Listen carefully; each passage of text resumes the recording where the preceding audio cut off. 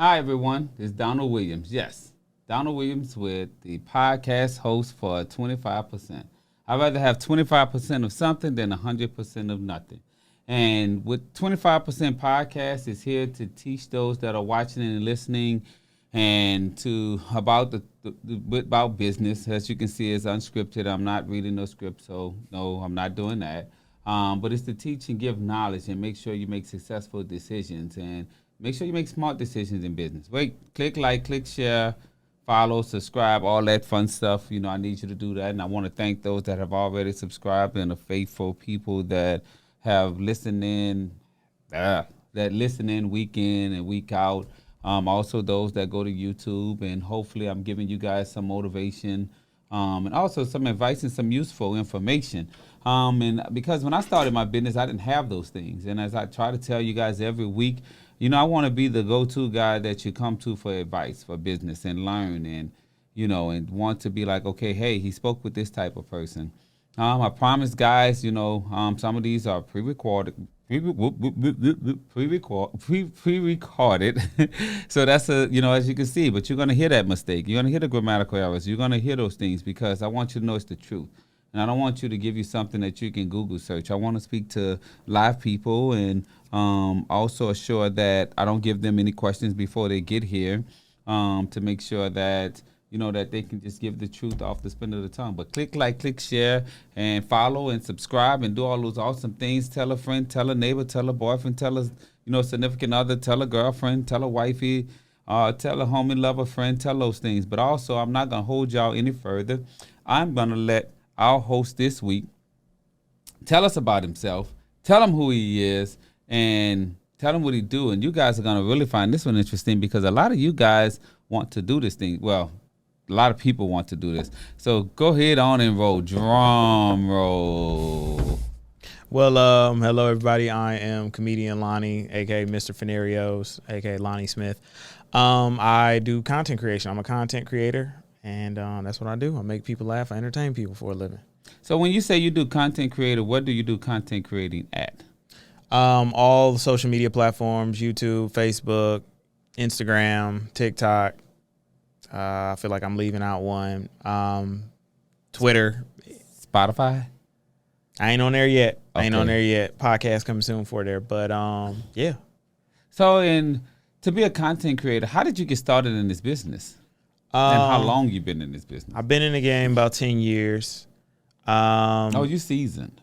Oh, yeah, very, very much so. I just got into it by just technology just coming available to me. When I was in college, YouTube was a thing. That's when YouTube was really getting started. And it was a way for me to get my ideas out there. So when you say getting started, when YouTube was getting started and you was in college, that was back in the 80s, the 90s? 2008, I went to college down in Atlanta. Went to Morehouse. And that's when my social media career really began. And how did it begin by you going to college in 2008? What did you do? Did you have a viral moment on the Vine? Do it for the Vine, do it for the Vine? This is before Vine was even a thing, before Vine was even thought about. I got a TV show deal at Clark Atlanta, actually, on what's channel 23 that they got, or whatever the channel is that the campus has. I got a TV show, and I was going to do comedy content. I was going to do skits and stuff, basically like Chappelle Show, but it was going to be on their network. But the comedy at the time was a little too raunchy, obviously, so I just took it to YouTube. And ever since then, I just kept putting out video after video, and then it grew, and, you know, here I am today. So when you said, so what year actually did you start? Because this is 2022. So my freshman year, I had bought a new MacBook laptop, and I put 2 videos out. It was just me ranting. Mm-hmm. And people liked it. And then I just did other things in college. And then I didn't get the TV show until about, I think it was 2009, 2010-ish. And that's when I made the transition. That's 12 years. I'm getting to it. So I started Fenary, the page, in 2011. I had started the page, and I think my first upload was like shortly after that. So it's about 11. I just say 10 years. It's a little more than that. No, what I'm saying is when I say years. 12 years, it's like, wow, because some people give up. And something that I'm learning more, and I hope the people that are following the podcast is learning more, is starting a business and becoming successful isn't always overnight. You see the never success, overnight. never, right? It's never overnight. And people see the success of someone, but they don't know they don't know the hard work that a person has put in behind the scenes in a late time. And like you said, you started out in like 2008 to 9 to 10, but you really put it up in 2011, and here it is 11 years later, over 10 years, a decade. So you seasoned, you grandfather. And they don't see that it takes more than just, okay, I want to start today and be rich today. When you start a business, you have to look for a 5-year plan. And you want to make sure with that 5 years, can be sustainable and like you can afford your bills and afford your living. But from speaking to you in 11 years, that's a long time. And when out of those 11 years, because you say, here I am now, you have arrived. Well, arrived, and the spotlight is on you. So now that you have arrived and it's here, what moment did you knew you were successful? I think I knew I was successful when I was able to make a living from it. I was able to quit my job and just live off of social media and the money that my videos generated. That's probably when I would say I was successful. And you're very successful because you're now living in your livelihood. This is your livelihood, and it's providing a nice livelihood. I like the clothing. That's your clothing brand. Yep. Did you bring me a shirt or sweater? I did not. I don't have any of my merch anymore. I now have somebody that does that for me. Well, explain that to them, why they should do that and how that helps them free up their time. Because people feel like when they do something, they should do everything. And when you own a business, you need to delegate. Yeah. But I'm still saying you should bring me a little sweater or shirt or something, okay? I got you. Okay. I got you. Medium. Sleep. I got you. Yeah, like you said, you can't do everything. I know we all want to have our hands on everything, but it was just getting to a point where it was just too much. The sales, just keeping up with it, customer service, somebody needed a return or they didn't get their stuff, just me taking away that time from creating to deal with that. I just had to offload it to somebody else. So is it still profitable with you offloading it to someone else? Merch is a hard thing. It has its ups and downs. Every time I've sold out of every drop I've done. So that was good. But it's a constant thing, and especially if you year-round merch, if you want it for whenever somebody come to the website to have something, it's very hard. But it's profitable for sure. You just gotta have a system and a team in place. You need both. Okay. So, and what's your team that you have? How many of your team do you have on your team? It's me, my cinematographer. He shoots all of my stuff. I have like a co-manager, I'll say, or a manager, and then merch, somebody that does my merch. So it's about 3 people. And you have a person that does your merch, they design your merch for you? No, so what they do is I'll come up with the designs, or it's just my logo. I'll come up with the designs or whatever with me and my cinematographer, actually, because he does graphic design as well. We'll come up with the designs. I'll send them over to my girl who does merch, and she'll send it to the printer, and she'll just ask me how many I want, if I want on a hoodie, shirt, sock, wherever it's supposed to go, and then they make it. And you sell out every time. That's amazing. Yeah. That's amazing. So when you sell out, do you have the desires to go back and like, hey, we did amazing with this, and I want this because I want my viewers and followers to know this. When they sell out on the drop, do you advise them to go get more, or you just let them go, let that drop be that drop? See, and that's the thing. Usually I let it be the drop. The first 2 I did myself. I produced merch myself. The first one, I'm sorry, not the first 2. First one I did myself and sold out, so I was making them as well as designing them. So every shirt that came through, it was literally made by me. And then the second one I outsourced.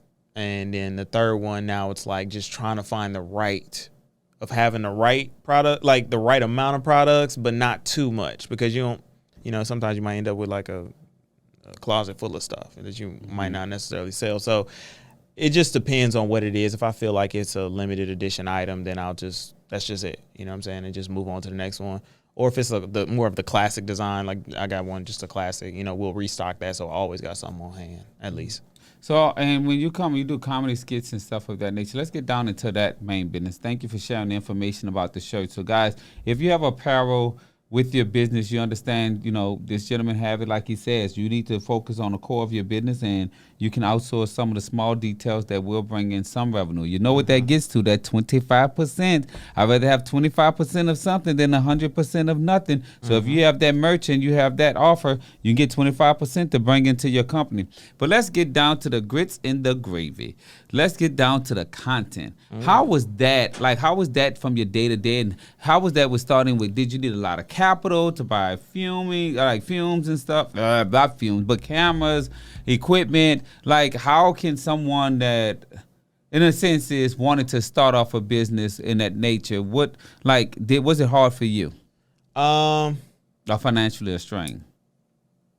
It's kind of like a thing you just use whatever you can work with. You just build up. So when I first got the Say that TV again show, for me. You just build up to it. You work with what you can work with. Whether it's, now technology got so good. When I started, the phones weren't as good. I had a Nokia or the flip phone. Yeah, I'm very familiar with those. Yes. I come from the days where my parents had a car phone and a cell phone, and it was. Wait a minute, you said your parents, but wait a minute. I had a car phone and a cell phone. So what are you talking about? Well, I'm not saying that. I'm just saying what I'm saying. So if you wait a minute, y'all. This guest is insulting my age. He's telling my age. So okay, your parents had both of those. I'm glad you experienced to bear witness to that. But to me, I had both too. But okay, go ahead on. So you have now your cell phone. So you're saying a content creator shouldn't have any excuse if they have a cell phone? Not today. Nobody should have an excuse. It's you versus you. So if you can't produce whatever it is you want to produce, that's just you being lazy. Because technology is too good. Now we're gonna let them know this. So your content isn't, you like you say comedian, but it's not an OnlyFans content, right? No, it's not OnlyFans. Okay, so we know because that's still content as well. That is. Hey, and it's shout out to the people. They making when I tell you they making it, some of them people be posting them amounts. I'm not gonna lie to you. I look over my shoulder and I look to the left to the right, and I be like, I might have to get into a new career. But then I said, nah. It's an easier life. But it's funny. Even in that kind of content creation, I've talked to many people, and even in the OnlyFans space, and it's always trying to be innovative and new. So it still comes with its challenges, especially partners, all of that stuff. It's hard. It has its own probably even harder. Challenges. Yeah. So you guys know, y'all have to look out. Y'all have to listen to this. Even though the things that looks good to y'all glitter, it still ain't gold. You still have to go through digging through the gold mine, and you have to go through that to go through the hard work to get to the final destination. And it's no matter what you do, as Lonnie just stated, no matter what you do, you still have to make those sacrifices. You have to put forth the effort, and you have to put in the work. Mm-hmm. And those are things that people need to understand. Mm-hmm. That it's not just overnight success. It's not. Take 10 years to be an overnight success. And I tell people that. Because I people look at 50 Cent like, oh, they saw him when he coming out with Going Up in a Club. I think that's the song. And that was my favorite song because I used to be riding up the streets in my little Dodge Dynasty. I was the stuff. I was listening to 50 Cent hooping and hollering you're walking up in the club and whatever the bounce is.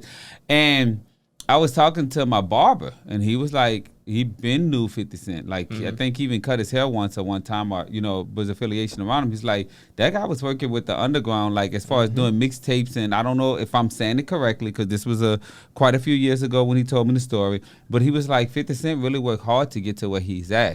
He put in a lot of effort and he put in a lot of work, and he was people didn't see that. They didn't see the success. And I even watched this movie that came out twice.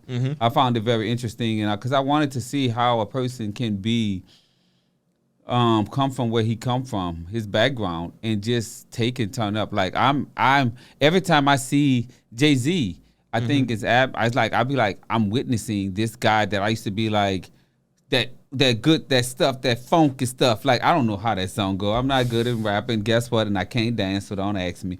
But it's those guys, I'm looking at him when he was rapping and being on a boat and singing that. And I even remember when him and Beyonce done their song before. I think they were a couple, and I think that's probably how they rekindled. I don't know their personal story, but in that situation, it's like this man worked hard to get to where he's at. It wasn't just handed to him. And I see some of the pictures where he has the golds, all the golds and the gold chains, and I. Tell me if I'm wrong. It's like I was looking at him and I was like, how do you take all that away when you work so hard? You used all that to get to where you're at. And it's like now it's not even attractive to you. That's just another level of success, I guess. Just unlocking it. He's like so relaxed and so laid back. And maturing. You're getting older. That's not the cool thing to do when you 40 something, it's like, all right. Wait a minute, I still got my little jewelry on. No. That's not what I'm saying. Because he still has jewelry as well. I'm talking about the golds. Yeah, now that's something I wanted as a kid, and I just thank God I didn't get it. But I did want golds. My mom was telling me get the one solid on the side. She was like, "Oh, you look cute." Mom, I'm glad I didn't do it, and I'm glad you didn't pay for it. So thank you. So the thing about this question. Tell me more. Like, how was it for you? With the pandemic, let's switch topic. How was it for you for the pandemic with your business and still trying to get it off?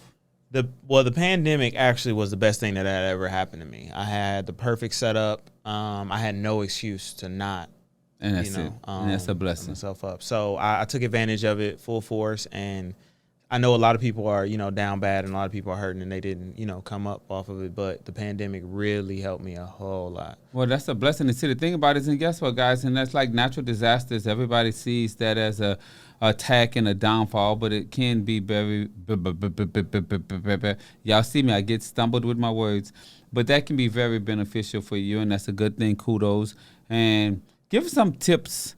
To the viewers and followers that you want to give to them, that like 3 advice. What words of advice would you give to them? It's all up to you. That's all I can say. It just depends on how bad you want it. Everything comes with a cost and a sacrifice. So if you want it bad enough, you'll find a way to, whatever it is you want, you'll find a way to get it done. But if you don't want it bad enough, it won't get done. So it's literally on you. You have to have the discipline and consistency. That's all it takes. That's all success is. That's it. In any industry, in any business, in anything, it's discipline and consistency for you as a person. If you can do that, if you can master that, you'll be successful. And so what's some advice you can give to some that want to get started in this industry, whereas though, like, what are some tips you can give them, things to do? Just start.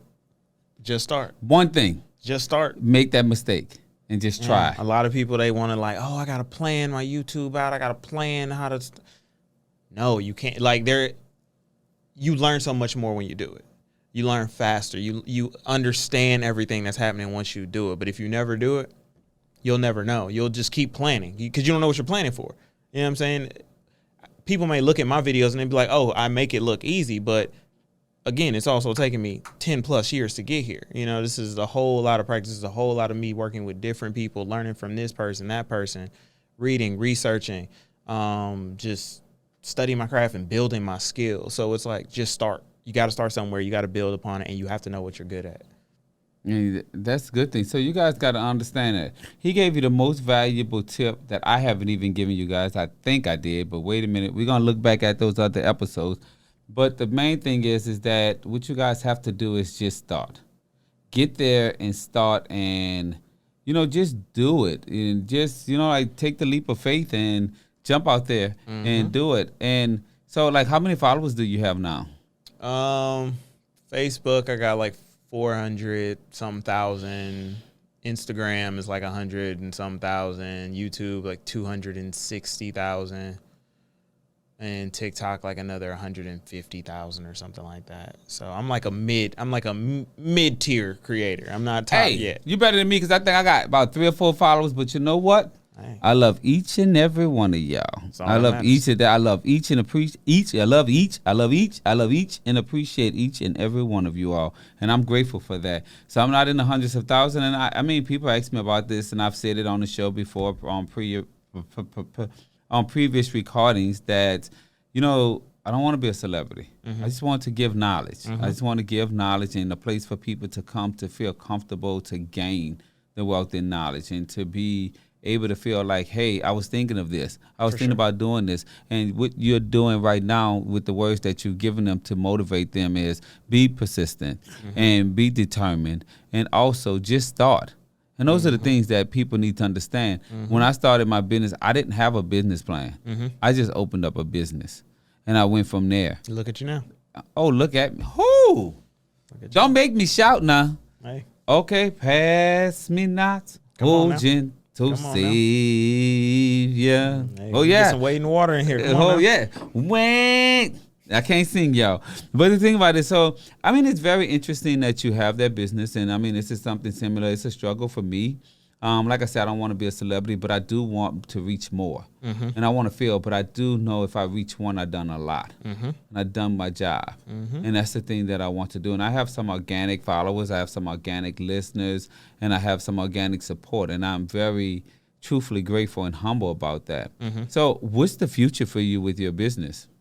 My whole goal is to just get to being a top tier creator, being the king of all content, social media, as well as, TV production, producing shows and web series and all of that stuff. So my question is, what's a top tier? What's considered top tier? Top tier is usually, if I could put it in so anybody could understand, maybe is you cross 1 million on platforms, you're 1 million plus followers, also revenue as well. You're the money always talks. Yeah. And you're a notable face in whatever social media platform or community you're in. Like, you're known, people know you. You no longer live a regular life. You are a celebrity in your own right. That's a top tier creator to me. I want to stay a regular person. I ain't gonna lie to you. I want to stay under the radar. I want to stay under the bar, and I want to stay that, that regular person. So I want to be that, be regular. Yeah. Be that regular guy. Yes, it's been on this side of things, and I'm not even famous, but it's different. It's something to get used to. It's not easy. It's everybody, everything you do is public now. You can't really go anywhere. I can still go to the movies and, grocery store and stuff like that, but I'm getting stopped, and then, you got to worry about people who just a little different. We'll say they're a little different. They might not have the best social skills, so they don't understand that what they're doing is maybe a little weird or, just whatever we'll say. But I will say it's definitely different. And that's the thing, that's a good thing. And give some more information, with them, how was the process now? Do you use your cell phone to make your content, or what's your process or do you have to do your editing, or do you get someone else to do the editing for you? How does that go? Cell phone, if I'm shooting shorts or anything like that, like reels and things like that, the short content going on IG or anything like that, I use my phone. But I use camera for my scripted content, things that are going on YouTube, because YouTube is more of a platform of, they want to see the high quality stuff. So that's where I put most of my efforts into the high quality stuff. And then even my shorts and stuff, they look a little more high quality than most. So, but my cell phone, I could get away with my cell phone. I could, but I'm so used to shooting with a camera. Like I said, I got a cinematographer. You want the sound to be the best. So it's you got to upgrade the equipment to, give the best product that you can give.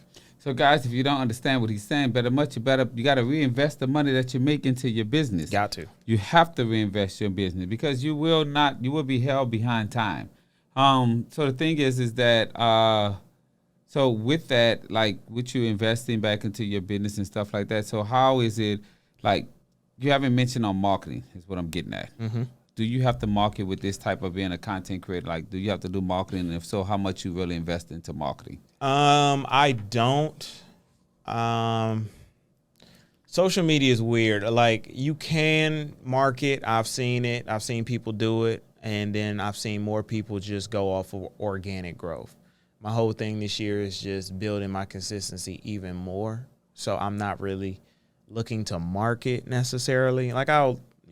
There's some pages that'll shout me out or something, but in social media, what you want to do is make the best content you can make, so somebody else can take that and repost it. That's how things are getting shared. How do you know what's going to go viral? You don't.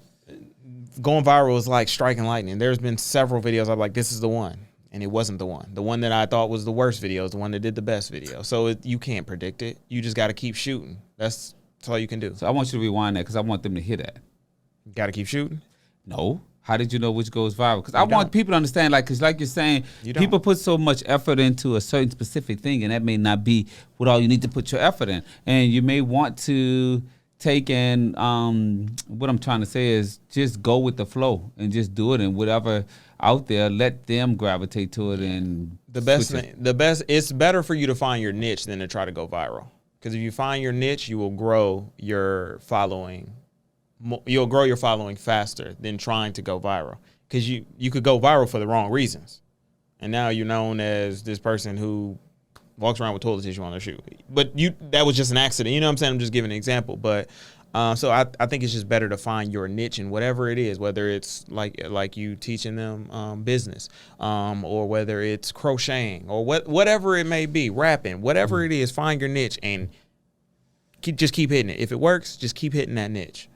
Okay.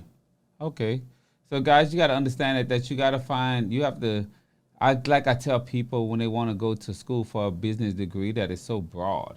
Mm-hmm. This degree is so broad, and it's like you need to get the special, like a specialty, get the something, narrow it down. Because business falls as a business degree, but just like general studies and what I say. But I think if you're like myself, an accountant, or you're a finance major, or you're economics major, you most made yourself more to compete in a more smaller range and more of a need. Mm-hmm. So like instead of like being a doctor versus being the person that's just working around the hospital, it's just like you're more of a skill set need person that instead of the person that's in another department can't do what a doctor does. Mm-hmm.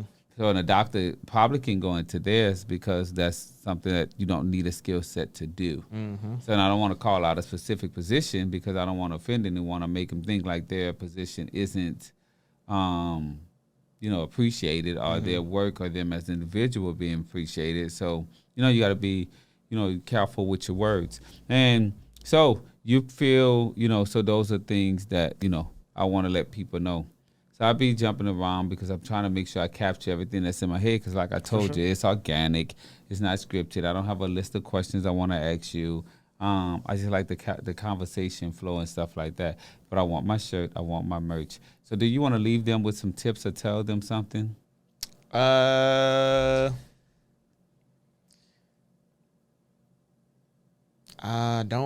overthink it.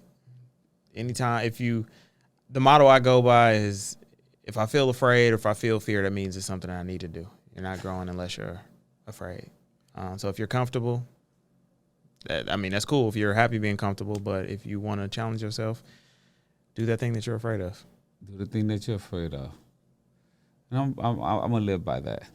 Do the things that you're afraid of. All right, guys, you heard it first from Mr. Lonnie. He stopped by. He's such a man with a busy schedule. Not going to hold him all day. And I just wanted to give you guys this food for thought and, just thought. I don't care what it is. If it's baking cakes, selling cookies, doing pies, just thought. Just start somewhere. And when you start somewhere, you will see whatever mistakes you make will be okay. Hopefully they're not affect you too much. Just be conscious of, aware of the choices you're making, the decisions that you're making. But like Lonnie says, just start. I just started, and now I have an accounting firm, and now I have a podcast with almost 2 decades of information and wealth of knowledge to share with everyone. So just start. Just get up and just start. Click like, click share, follow, send to a friend. I appreciate you guys. I love y'all.